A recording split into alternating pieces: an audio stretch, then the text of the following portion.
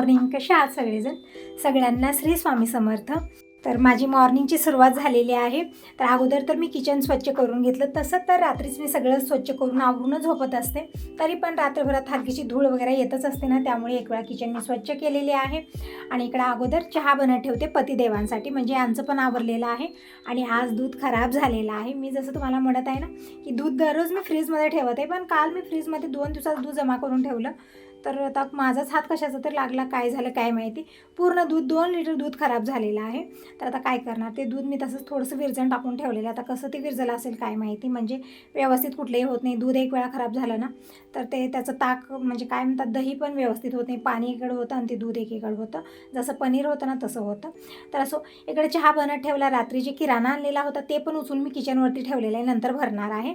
आणि इकडे दोघांसाठी एकसारखा चहा बनला. म्हणजे दररोज तुम्ही बघत आता असताना मी एक वेळा दुधाचा चहा बनवते, मग पातेलं धुते, मग डिकाशन चहा बनतो.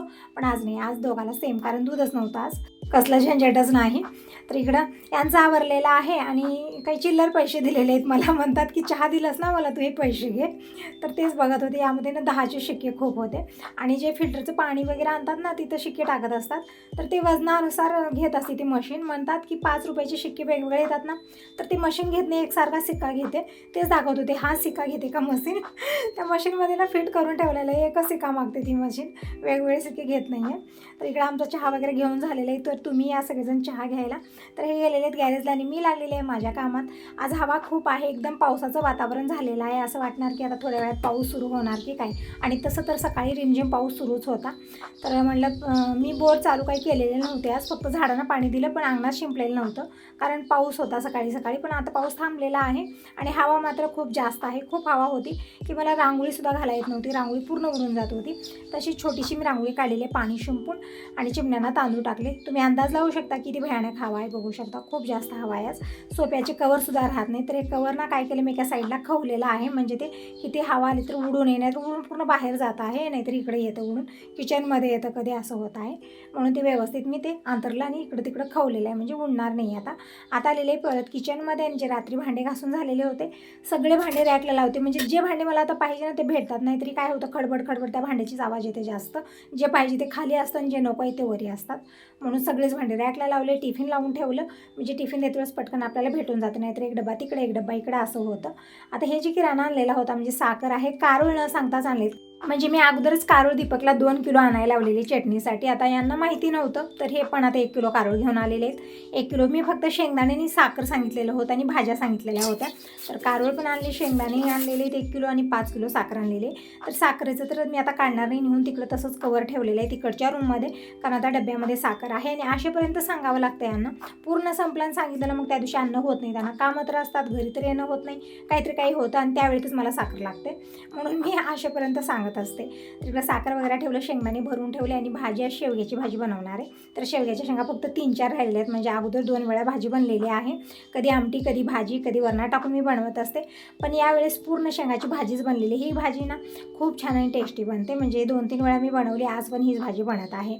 संग इकडे बाबांना पाणी गरम करायला ठेवलेलं आहे मी. म्हणजे सकाळची वेळ अशी इतकी फास्ट जाते ना की समजत नाही. आणि आता तरी थोडंसं वातावरण असं झालेलं की ऊन पडत नाही. उन्हाळ्यात कसं लवकर ऊन पडायचं असं वाटत होतं की दुपारच आहे, पण आता असं नाही. आता दुपारचे 12 वाजले तरी पण ऊन पडत नाही, असं वाटतं की दिवसाची सुरुवात आणखीन झालेलीच नाही आहे. त्यामुळे थोडंसं निवांत करण्यामध्ये लेट होतो, आणि आज लेट झालेलाच होता. तर इकडं मोड आलेली मूग आहे, तर उसळ बनवण्यासाठी मी काढलं, पण नंतर काही बनवलं नाही. विचार केला की संध्याकाळी बनवूया, कारण आता ही भाजी मी बनवत आहे, म्हणजे छान अशी ग्रेव्हीदार भाजी बनत आहे. तर भाजी, भाकर, भात हेच बनवणार आहे, आता उसळ वगैरे काही बनवणार नाही आहे.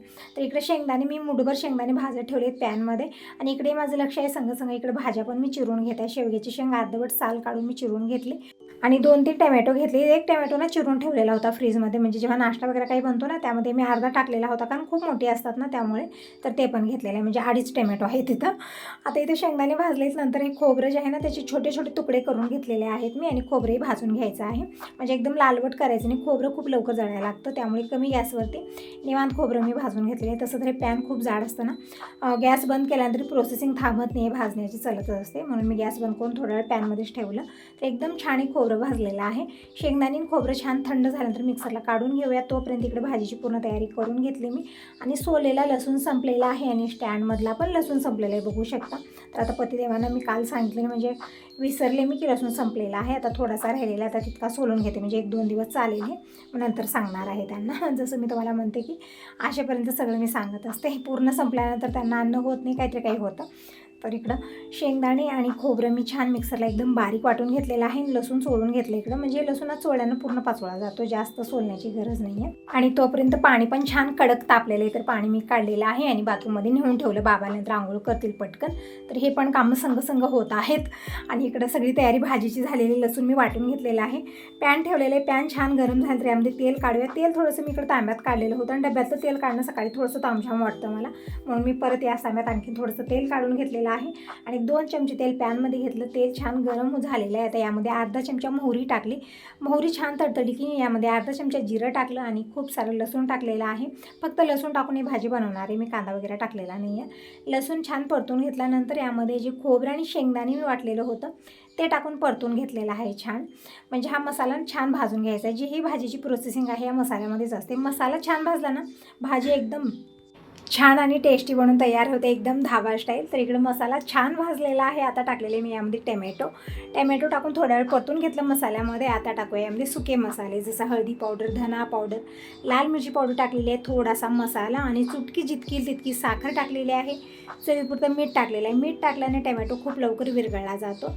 आणि इकडे थोडासा मसाला टाकून छान परतून हा मसाला थोडा वेळ तेल सुटेपर्यंत आपल्याला भाजून घ्यायचा आहे. नंतर यामध्ये शेवग्याची शेंग टाकायची आहे आणि हो, गरम पाणी टाकायचं आहे. कुठेही आपल्याला थंड पाणी घ्यायचं नाही भाजी टाकण्यासाठी, यानं भाजी बेचव होते, त्यामुळे गरम पाणीच घ्यायचं आहे. तर इकडं बघू शकता एकदम मस्त आणि टेस्टी मसाला बनलेला आहे. यामध्ये शेवग्याची शेंग न टाकले ना असाच मसाला बनवून घेतला तरी पण चालतो, खूप छान लागतो. माझ्याकडे 3-4 शेवग्याच्या शेंगा ठेवलेल्या होत्या, तर ते टाकलेले आहेत. तर एकदम मस्त आणि टेस्टी भाजी बनलेली आहे. तर छान परतून घेतलेले मसाल्यामध्ये शेवग्याची शेंग, नंतर यामध्ये गरम पाणी टाकलेलं आहे मी खूप सारं. आणि आता भाजी शिजून घेऊया, शेंग छान शिजेपर्यंत. आता संग भात बनत ठेवते. बघू शकता भाजीचा कलर खूप छान दिसायला, जितकी छान दिसत आहे ना, खाण्यासाठी तितकी चविष्ट भाजी बनलेली आहे. तर आज वरण वगैरे काही बनलं नाही, थोडीशी भाजी मी रसाच बनवलेली आहे. चपाती, भाकर, भात सगळ्यासोबतच होऊन जाईल.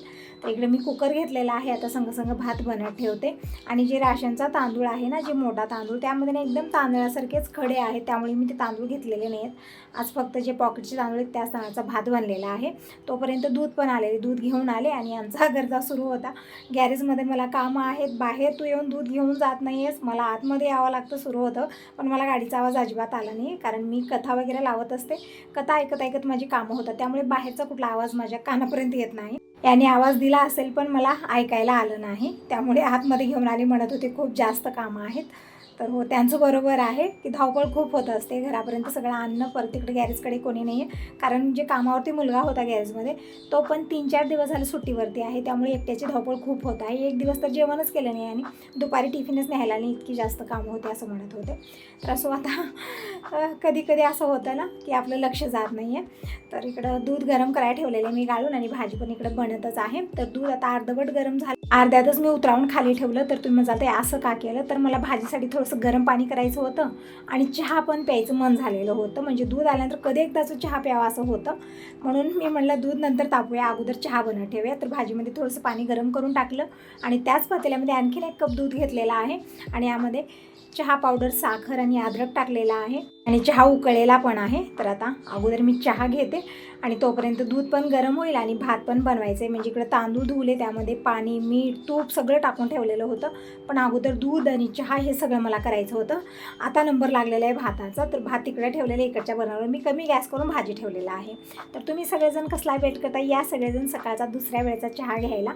तर चहा वगैरे घेऊन झाले, एक वेळा भाजीला परतून घेऊया. तर भाजी इकडे बनलेलीच आहे. आता गॅस एकदम कमी केलेला आहे. हॅलो, नमस्कार, कशा आहात सगळेजण? सगळ्यांना श्री स्वामी समर्थ, शुभ सकाळ. यावेळी टाईम सांगितलं तर सकाळचे 7:45 वाजलेले आहेत. आजचा वार आहे बुधवार, तारीख आहे 27 मे आणि आज आहे बकरी ईद. पण असं म्हणत आहेत की आज ईद करत नाहीत, म्हणजे उद्या करणार आहेत. आता काय असेल काय माहिती, इथं कॅलेंडर तर दिलेलं आहे, बघू शकता. आणि काल गाऊन वगैरे आणलेले आहेत, तर मला गाऊन चेंज करायचे. मग मी पिशवीमधून काढलेले तर रात्रीच आणलेले आहेत. मला ना यावेळेस गाऊन घेण्यापेक्षा ड्रेस घ्यायचे जे दररोज घालण्यासाठी लागणार आहेत मला, म्हणजे थोडासा बदलाव, थोडासा चेंज. आणि वातावरण बघू शकता खूप छान झालेलं आहे, म्हणजे थंडशी हवा. हे बघा खूप हवा आहे आज सकाळपासूनच, आणि सकाळी रिमझिम पाऊस पण सुरू होता. म्हणजे असं वाटत आहे आता खरा पावसाळा सुरू झालेला आहे आणि थंड पण वाटत नाही. तर खूप गरमी आणि खूप दगदग झाली या वर्षी ना, खूप जास्त गरमी होती. तर बाकीची तर सगळी कामं माझी आवरलेली, झाडणं पुसणं, झाडाला पाणी देणं, अंगणाची साफसफाई, म्हणजे पोर्समध्ये पाणी टाकून सगळं स्वच्छ धुवून घेतलं, अंगण धुवून घेतलं, आणि रांगोळी पण काढली छोटीशी, कारण सकाळी पाऊस होता त्यामुळे जास्त मोठी काढलेली नाही आहे. आणि आता स्वयंपाकाला पण सुरुवात झालेली आहे. तसं तर अर्धवट स्वयंपाक झालेलाच आहे. इकडे मस्त अशी शेवग्याची भाजी मी बनवलेली आहे, खोबरं टोमॅटो सगळं टाकून. आणि इथं थोडेसे अंकुरित मूग आहेत, हे बघा छान अंकुरित आहेत हे मूग, छान म्हणजे मोड आलेले. तर ह्याची उसळ पण बनवायची आहे मला. आणि इकडं भात ठेवलेला आहे, दूध गरम झालं, चहा बनलेला आहे माझ्यासाठी, म्हणजे एक वेळा डिकाशन चहा, एक वेळा दुधाचा चहा झालेला आहे. आता भाकरी किंवा चपात्या मला बनवायची आहेत, आणि पाणी भरून घ्यायचं आहे, देवपूजा करायची आहे, आणि दिवसभरात जी कामं होतील ते होतील. आणि दुपारी मी जाणार आहे कपड्याच्या दुकानाला, म्हणजे जे गाऊन आणलेले ते चेंज करून मला ड्रेस घेऊन यायचे दररोज घालण्यासाठी. तर यानं मी म्हणलेलं होतं की चेंज करून आणा, तर म्हणत आहेत आता मी आणणार नाही, एक वेळा आणलं बस झालं. काही आणलं तर तू नाव ठेवतेस असं का तसं का, तू स्वतःच जा आणि घेऊन ये तुला जे पाहिजे ते. चॉईस खूप छान आहे, एक वेळा आणला ते कपडा इतका छान असतो, त्याचा कलर पण खूप छान असतो, पण माझी चॉईस तितकी चांगली नाही आहे, त्यामुळे मी त्यांनाच आणायला होते. तरी पण म्हणत आहेत, मी काही आणलं तर काहीतरी म्हणत असतेच. मी म्हटलं फक्त गाऊन छान आहेत, पण मला गाऊनच्या जागी ना ड्रेस पाहिजे, फक्त तितकंच करा की चेंज करून आणा. तरी पण नाही जात आहे. तर असून दुधाची बॉटली वगैरे इथंच ठेवले, ते पण तिकडे आतमध्ये नेऊन ठेवते, आणि कपड्याचं बॅग घ्यायला तिकडे अडकवते. आता बघूया त्याचा मुहूर्त कधी लागेल, जाणं झालं तर आज जाणार आहे, नाहीतरी बघूया आता उद्या परवाला. पूर्ण घरात अंधारी अंधारी वाटत आहे, आणि चिमण्याची आवाज बघू शकता, इथे चिवचिव चिवचिव सुरूच आहे. म्हणजे छोटे छोटे पिल्ले आहेत त्यांचे, आणि दिवसभर चिवचिव, रात्री पण झोपत नाहीत, रात्री पण चिवचिव चिवचिव सुरूच असते त्यांची.